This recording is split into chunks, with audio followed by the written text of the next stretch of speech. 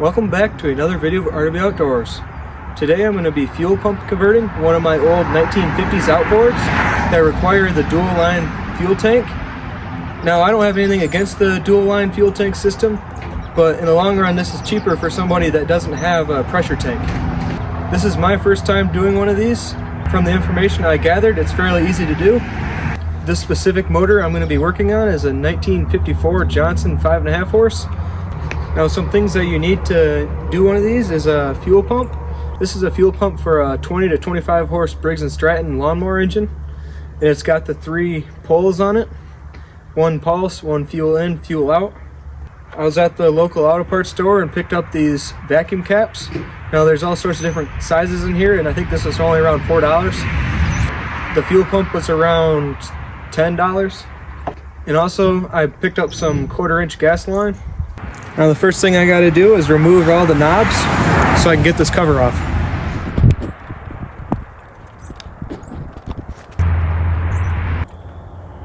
Now I have to remove these 4 screws to remove the air silencer.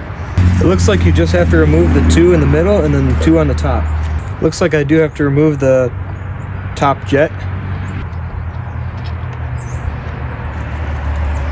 Now I will remove the 2 nuts that hold the carburetor on. There's one here, and that's a 7/16 inch. Remove the spring. Alright, so now to remove the carburetor manifold, you have to take the recoil off the motor and then remove the 1, 2, 3, 4, 5, 6, 7.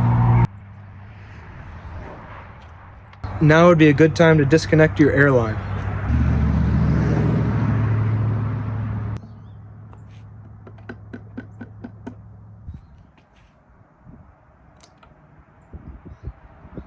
Well, it looks like my carburetor manifold came out in one piece, which is great, and my seal is still in good shape.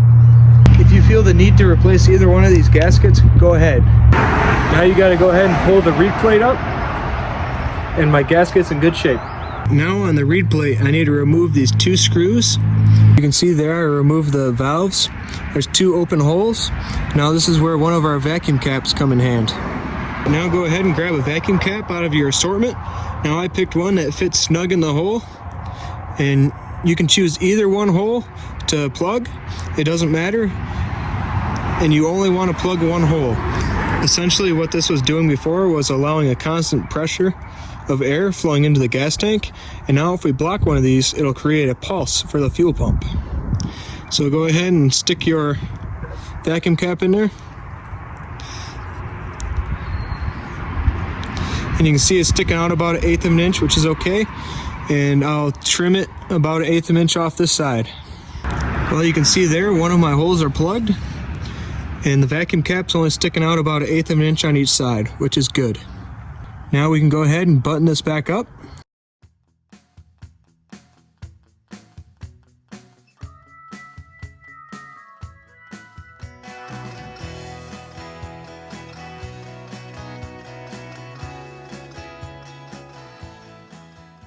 Now it's about time to decide where I want to put this fuel pump.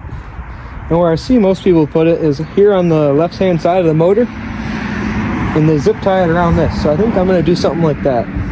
But first I'm going to get my hoses cut and trimmed.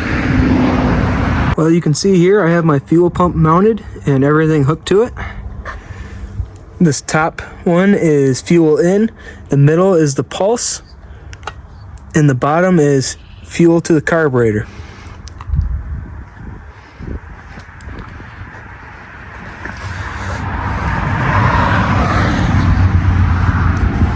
You can see here I have my fuel in.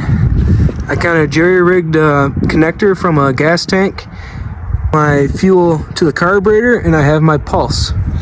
You can remove the factory fuel connector and replace it with a single line connector, or make up something like I have. I'm about ready to put this front cover back on and put some gas in it and see if it'll run.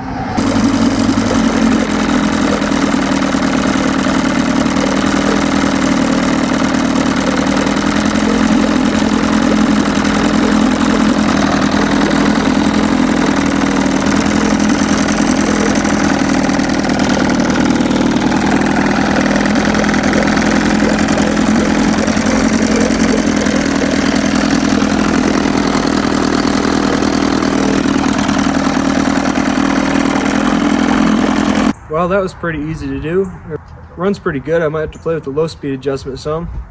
Thanks for watching. Please like and subscribe.